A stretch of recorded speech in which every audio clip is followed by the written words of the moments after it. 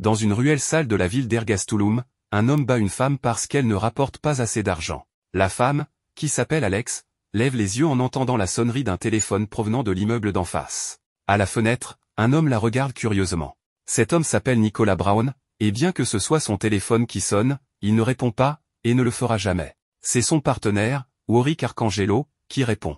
C'est un appel d'un de leurs clients qui leur demande des services. Nick et Warwick se rendent chez Mamie Joël pour éliminer les nuisances autour de son bureau de tabac, car c'est elle qui a appelé tout à l'heure. Elle remercie les garçons pour leur service et leur dit qu'elle a un autre travail pour eux. Mais Warwick dit qu'ils ne pourront pas l'accepter car ils ont rendez-vous avec l'inspecteur Chad Atkin. Pendant qu'ils discutent, ils entendent un homme mécontent sortir d'une ruelle voisine et fermer la boucle de sa ceinture en s'éloignant. Il est suivi par la même femme que tout à l'heure, Alex, dont le nez est maintenant ensanglanté. Mamie Joël demande à la femme d'aller faire ses besoins ailleurs, car elle prétend qu'elle dérange les siens. Alex se contente de les regarder avant de s'éloigner. Warwick remarque qu'il s'agit d'un nouveau visage en ville, et Mamie Joël est d'accord, disant qu'il y a eu une recrudescence d'allées et venues de visages inconnus ces derniers temps. Warwick regarde Alex avec une pure appréciation masculine. Alex ne le voit pas, mais elle sent quelque chose de doux tomber sur sa tête. C'est un mouchoir blanc. Lorsqu'elle lève les yeux, les hommes ne sont plus là. Pendant ce temps, dans un autre quartier de la ville, une réunion est sur le point de se terminer. Daniel Monroe, Urano Corsica et Loretta Cristiano Amodio sont là, accompagnés de leur garde du corps. Une quatrième chaise est vide, ce qui indique qu'il devrait y en avoir une autre avec eux. Ensemble, elles sont les centrales qui contrôlent la ville d'Ergastulum. Alors que Corsica se lève, Monroe aborde le sujet d'un groupe qui sème le trouble dans le district 7 et demande s'il appartient à la faction de Corsica. Au lieu de répondre, Corsica dépose une liasse de billets et lui demande de ne pas porter d'accusation. Marco, le bras droit de Loretta, apporte également une liasse de billets et la pose sur la table. Il est entendu entre trois que Monroe sera chargé de régler l'affaire. Monroe dit qu'il s'occupera des arrangements et que ce sera donc une partie neutre qui s'en chargera. Cette partie neutre dont il parle est en train de prendre son repas dans l'armurerie de Constance Ravo. C'est une connaissance de Nick et Warwick, et la petite fille de Granny Joël. Après ce repas rapide, il rencontre l'inspecteur Chad Atkin. Il est accompagné de son cadet, Cody. Chad leur demande de s'occuper de Barry Abbott et de son organisation. Il s'agit d'un proxénète dont le champ d'activité s'est élargi ces derniers temps et qui mène des affaires dans la zone interdite. Chad veut qu'ils éliminent le proxénète, ses subordonnés et toutes les prostituées de son organisation. Ensuite, la police se chargera de l'élimination des corps. Il leur offre la première moitié de leur paiement.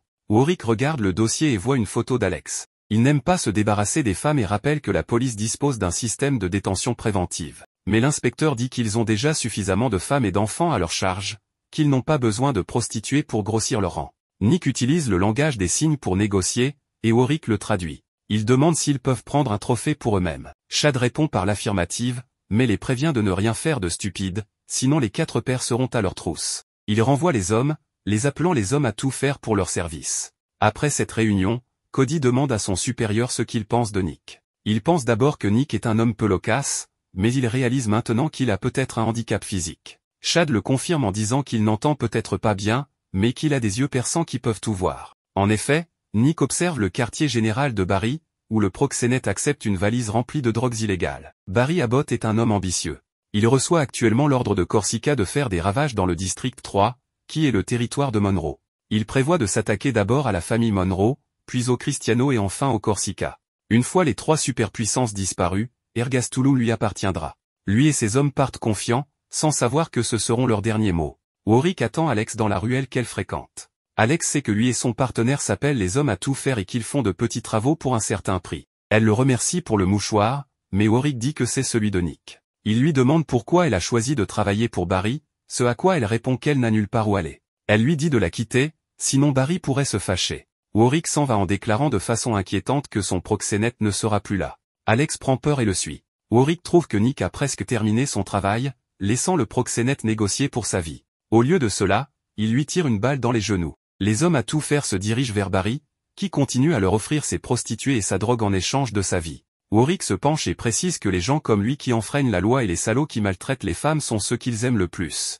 Jusqu'à la mort. Et sur ce, il envoie Barry dans l'au-delà. Alex arrive au moment où Nick met les corps de côté. Elle est d'abord en état de choc, puis une vague de colère s'empare de son corps. Elle prend un pistolet et en vide le canon sur le corps sans vie du proxénète. Elle s'éloigne ensuite, avant que Warwick ne la suive. Plus tard, les hommes à tout faire, ainsi qu'Alex, rencontrent à nouveau Chad pour le reste du paiement. Au début, Chad est en colère parce qu'ils ont recueilli l'une des prostituées. Mais Nick donne un coup de pied à la voiture de police pour faire valoir son point de vue. Même s'ils sont redevables à l'officier de police, cela ne signifie pas qu'il peut les contrôler. N'ayant pas le choix, Chad leur permet d'emmener Alex, disant que c'est la raison pour laquelle il déteste les tags. Alex ne sait pas de quoi il parle, mais elle apprendra bientôt à les connaître. Pour l'instant, elle accepte l'offre de travail et d'hébergement temporaire de Warwick. Quelques jours après l'incident, Alex s'habitue lentement à son rôle de secrétaire officieuse des hommes à tout faire. Elle se sent de plus en plus à l'aise en vivant avec eux, bien qu'il y ait beaucoup de choses qui l'intriguent à leur sujet. Lorsque quelqu'un frappe à la porte, Alex l'ouvre et découvre une jeune fille qui a l'air effrayée en la voyant. Warwick apparaît et salue la jeune fille comme Nina. En ne portant que son short, et avec les vêtements confortables d'Alex, il envoie un message spécifique à tous ceux qui ne connaissent pas leur configuration, et la pauvre Nina en est choquée. Elle s'enfuit mais tombe sur Nick, qui est heureux de la voir même s'il n'en a pas l'air. Après avoir éclairci la situation, Warwick présente la jeune fille à Alex. Nina est l'assistante du docteur Theo, ce dernier étant chargé de la santé de Nick et de Warwick. Alex voit que la jeune fille est proche des deux hommes qui l'ont sauvée. Nina dit qu'elle est là pour demander de l'aide. Elle dit que le docteur est impliqué dans des problèmes avec un tag. Elle ajoute que ce tag est quelqu'un que les gens normaux ne peuvent pas facilement maîtriser, probablement de rang B ou plus. Alex ne sait pas quoi penser de cette conversation. Ce qui la trouble encore plus, c'est le médicament que Nina tend à Nick. Nick n'a pas l'air malade du tout, alors Alex se demande à quoi servent ces médicaments. Warwick dit à Nick d'aller de l'avant avec Nina. Il suivra après avoir fait une course. Après leur départ, il demande une faveur à Alex. Nick et Nina marchent dans la rue, ignorant que quelques hommes ont regardé la jeune fille. Ils sont sur le point de les suivre quand Alex les distrait et leur propose ses services. Les hommes refusent, ne sachant pas qu'ils sont déjà tombés dans le piège. Warwick arrive derrière eux et les tue l'un après l'autre. Alex tremble à l'idée que Warwick ait simplement éliminé les hommes sans leur demander leur avis, mais elle ne lui en veut pas. Au lieu de cela, elle pose une question. Qu'est-ce qu'un tag? Les deux hommes se dirigent vers la clinique du docteur Theo. Warwick répond à sa question, puisqu'il a confirmé qu'Alex n'est pas originaire d'Ergastulum. Il dit qu'il ne sait pas comment l'expliquer correctement, mais les tags sont une race unique de personnes qui ont des capacités physiques améliorées. Ils portent des étiquettes qui contiennent leur nom, leur affiliation et leur rang, d'où l'appellation. En raison de leur force, les tags ont tendance à être violents et destructeurs, ce qui suscite la crainte et le respect de la population normale. Lorsqu'un tag tue, il compte ses victimes et le nombre de ses victimes détermine son rang. Pendant ce temps, Nick et Nina arrivent à la clinique, où le docteur Theo est entouré et intimidé par des voyous. À leur tête se trouve un tag nommé Arnold, qui est beaucoup plus grand que Nick. En voyant la fille avec l'un des hommes à tout faire, Arnold se met en colère et frappe l'un de ses hommes de main. Puis il défie Nick dans une bagarre. La coutume veut qu'un tag montre son badge lors d'un combat, mais Nick ne montre pas le sien. Quant au docteur Theo, il voit qu'Arnold est classé B2 et se dit qu'il a pris la bonne décision en appelant Nick. Il appelle Nina à ses côtés, puis lui demande d'entrer dans la clinique par une fenêtre arrière et d'appeler l'inspecteur Atkin. Il ne peut pas ouvrir la porte car il a perdu ses clés. Theo protège son infirmière des voyous qui tentent toujours de la capturer. Nick et Arnold commencent leur bagarre. Arnold est évidemment plus musclé et plus fort physiquement, mais l'avantage de Nick réside dans ses mouvements rapides comme l'éclair et sa petite taille par rapport à son adversaire. Le docteur Theo sait que Nick joue simplement avec sa proie. Mais lorsqu'il manque d'être touché par un tuyau lancé par Arnold, il menace Nick avec une seringue et lui ordonne de terminer le combat. Sur ce, Nick sort son épée, son arme fétiche, et sort son badge. Son rang est à 0. Le combat devient de plus en plus brutal, mais Arnold finit par s'effondrer. Nick lui assène un coup sur la poitrine, le faisant tomber devant Warwick et Alex qui viennent d'arriver dans la zone. Après la bagarre, Chad vient réprimander Nick et Warwick. Il est sous-entendu que les bagarres entre tags doivent être signalées à la police. En raison de leur comportement instable, la police doit contrôler la situation le plus rapidement possible. À l'intérieur de la clinique, Nina tente de calmer Alex. Elle est en état de choc après avoir vu à quel point un tag peut être barbare. Elle commence à avoir peur et demande à Nina si elle ressent la même chose. Nina devient solennelle et dit qu'Alex ne comprend peut-être pas tout à fait les Twilight. Mais elle précise que Nick n'est pas du tout effrayante. Le docteur Theo engage les hommes à tout faire pour effectuer quelques livraisons en son nom, et leur donne les sacs en papier étiquetés avec leur destinataire. Sur ce, le trio quitte la clinique. Plus tard dans la nuit, dans un entrepôt abandonné, Arnold plaide pour une seconde chance. Ses blessures ont été réparées, mais à ce moment-là, il est à la merci de celui qu'il a engagé pour recruter le docteur. Il s'avère qu'il avait prévu de kidnapper Nina pour intimider le docteur Theo, mais son plan a échoué. Et maintenant, il va devoir faire face aux conséquences de son échec. La dernière chose qu'il voit, ce sont deux perdus maniaques, et la dernière chose qu'il entend, c'est le coup d'épée. Le lendemain, Warwick se réveille d'un cauchemar de son enfance. Il s'agrippe à son œil gauche ensanglanté, horrifié par la scène qui se déroule devant lui. Nick se tient entre lui et le cadavre de son père. Warwick se réveille sur son lit, constatant qu'il a encore rêvé. À l'extérieur de sa chambre, Alex se réveille à son tour. Elle sourit en regardant par la fenêtre, se souvenant de l'époque où elle devait traîner dans cette ruelle familière juste pour avoir des clients. Mais aujourd'hui, deux hommes d'une gentillesse peu conventionnelle l'ont recueilli et lui ont offert quelque chose à faire. Ce n'est pas grand-chose, mais c'est un début. Elle voit Nick entrer dans la pièce. Il ne semble pas l'avoir vu, ou peut-être ne reconnaît-il tout simplement personne en dehors de ses proches. Entre les deux hommes, c'est de Nick qu'Alex se méfie un peu. Warwick sort de sa chambre et leur dit qu'il ne les accompagnera que plus tard pour la livraison, car il doit d'abord faire son vrai travail. Il met de l'argent dans les vêtements d'Alex et lui demande d'acheter ses cigarettes habituelles. Confuse, Alex n'a pas d'autre choix que de venir avec Nick, malgré le malaise qu'elle éprouve à son égard. Elle essaie de faire la conversation à Nick en lui demandant le vrai travail de Warwick, mais il ne répond pas. Elle sait qu'il est sourd et qu'il communique principalement par le langage des signes. Lorsqu'il est forcé, il peut parler, mais d'une manière semblable à celle d'un enfant en bas âge. Mais il n'est pas insensible et ne déteste pas Alex. Il finit par lui dire que Warwick travaille comme gigolo, ce qui la surprend beaucoup. Leur première étape est un voisin de Granny Joel. Nick livre une mallette contenant une arme de poing. En attendant, Alex achète des cigarettes à la vieille dame. Dans le journal que lit Granny Joel, elle voit un article sur le massacre non résolu de la famille Arcangelo qui a eu lieu il y a 22 ans. Après la mort brutale de Domenico Arcangelo, de sa femme et de son fils aîné, le second fils, Wallace Arcangelo, a été enlevé. On soupçonne le jeune mercenaire employé par la famille d'avoir commis ce crime. Mamie Joël voit l'article et remarque que beaucoup de temps s'est écoulé depuis. Elle se souvient que l'affaire avait choqué le monde entier, en plein milieu des émeutes anti-Twilight. Elle laisse entendre que le fils kidnappé et le jeune mercenaire se sont peut-être installés à Ergastulum et y séjournent depuis. Puis elle avertit Alex de ne pas rester trop longtemps avec les hommes à tout faire, surtout avec ce tag. Nick termine bientôt sa livraison et le couple quitte Granny Joel. Ils se rendent chez le destinataire suivant. En attendant Nick, Warwick arrive, conduit par sa cliente. À eux trois, ils poursuivent leur livraison.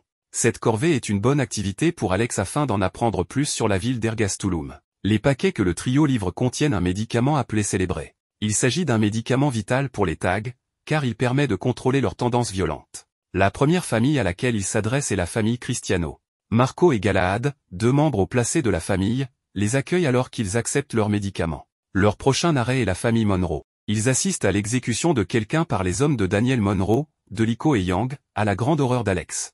Après cette rencontre plutôt horrible, Warwick remet les médicaments à l'un des hommes de Daniel. D'après leur conversation, il semble que le chef de la famille Monroe est un faible pour les hommes à tout faire. Il offre à Nick un emploi et une place dans ses rangs, et autorise même le titulaire de son contrat à venir, en faisant référence à Warwick. Mais Nick décline froidement l'offre. Leur dernier arrêt pour les livraisons est un bordel tenu par Georgiana, également connue sous le nom de Big Mama. Elle fait partie de la famille Corsica. En l'attendant, Alex remarque que les femmes qui travaillent là sont en train de s'extasier devant Warwick. Elle remarque également les regards dédaigneux qu'elle lance à Nick. Il s'avère que Warwick travaillait là quand il était jeune. L'une des prostituées demande à Warwick pourquoi il traîne encore avec ce tag. S'il s'en débarrasse, il pourra marcher sur les routes. Alex proteste, mais à ce moment-là, Warwick plaque la prostituée contre le mur et lui ordonne de se taire, à la surprise générale. Big Mama apparaît à ce moment-là. Elle s'excuse auprès des hommes à tout faire pour la façon dont ses filles se sont comportées. Elle explique qu'étant donné que ce bordel est la chasse gardée de Corsica, les travailleurs partagent les mêmes sentiments négatifs à l'égard des tags que le chef de famille. Au moins, Georgiana est polie et accepte encore de travailler avec certaines d'entre elles. En fait, les médicaments livrés par Warwick sont destinés à quelqu'un qu'ils ont connu.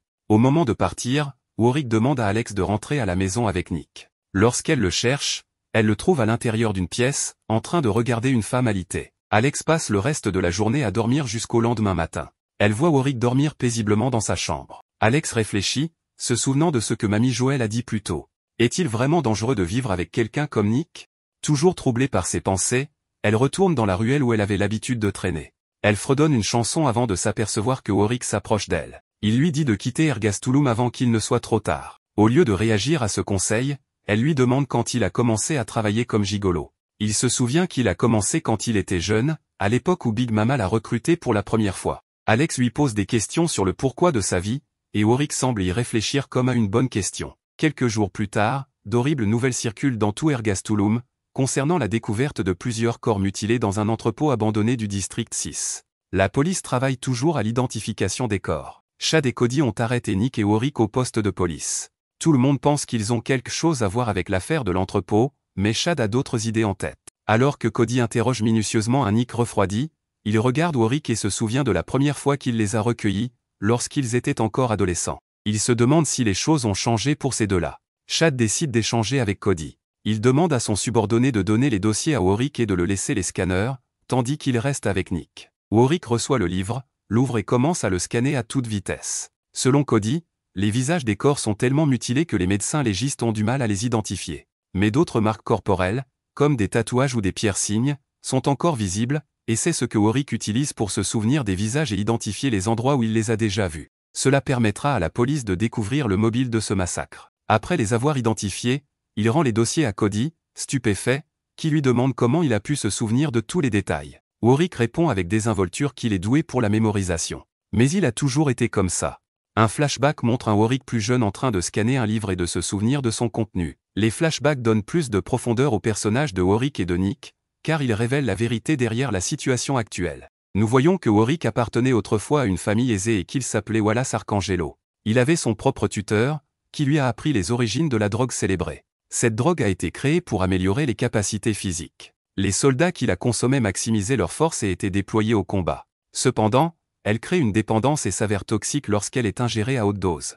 Des cas de perte de mémoire et de décès ont conduit à son interdiction. Poursuivant son exposé sur le célébré, le précepteur explique que les descendants de ceux qui ont consommé ces drogues présentent des séquelles génétiques prononcées. En échange de capacités physiques exceptionnellement développées, ils sont déficients sur le plan mental. Dans la plupart des cas, ils ont besoin de doses quotidiennes de célébrés pour lutter contre les puissants effets de sevrage de la drogue. En général, leur durée de vie est beaucoup plus courte que la moyenne, ce qui leur a valu le qualificatif de crépusculaire. Quand Wallace n'étudie pas, il passe son temps à fumer devant la grille du manoir. C'est là qu'il rencontre Nicholas Brown pour la première fois. Il est présenté comme le fils de Gaston Brown, le chef des mercenaires de Westgate. Ceux-ci ont été engagés par son père pour protéger la famille des émeutes anti-crépusculaires qui s'aggravaient. Gaston dit que Nicolas sera son nouveau garde du corps. Wallace n'était pas content. Mais il n'était pas du tout heureux au manoir. Des rumeurs disaient qu'il était l'enfant bâtard de Domenico Arcangelo, et cela avait fait de sa vie un calvaire. Lui donner un garde du corps du même âge que lui, qui plus est sourd et crépusculaire, n'allait pas arranger les choses. Mais il remarqua les égratignures que Nick se faisait tous les jours, et cela lui rappela ses propres ecchymoses. Il s'est adouci à l'égard du garçon. Dans le présent, Chad reçoit un appel de Daniel Monroe, qui semble être au milieu d'une fusillade. Il demande calmement l'aide des hommes à tout faire pour le protéger, juste au moment où il tire sur l'un des tireurs d'élite qui vise sa tête. Chad n'a d'autre choix que de laisser Nick et Warwick partir. Il parcourt la ville à la recherche de Daniel Monroe.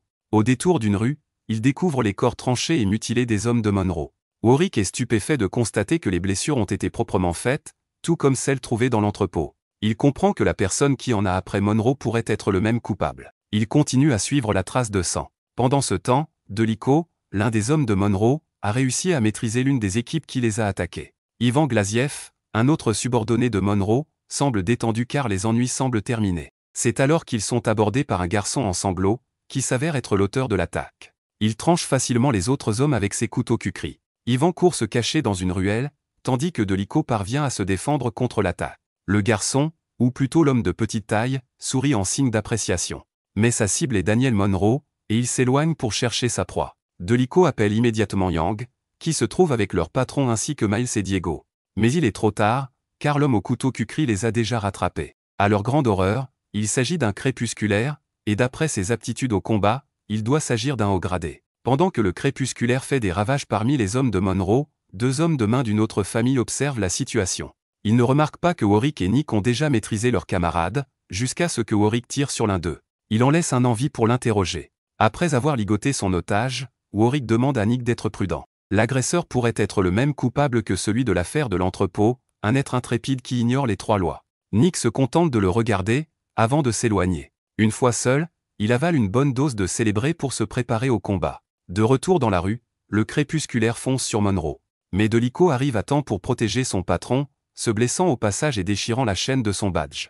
Oui, Delico est un autre crépusculaire, dont le rang est des zéros. Le crépusculaire nargue Delico, mais il sent que quelqu'un arrive. Juste à temps, il esquive l'épée de Nick et sacrifie l'un de ses couteaux. Le crépusculaire sourit en réalisant enfin qu'il a affaire à un égal. Il montre sa plaque, qui porte le rang à 0, le même que celui de Nick. Un combat acharné s'engage entre les deux crépusculaires. Delico regarde avec stupéfaction son chef et d'autres camarades parier sur le vainqueur.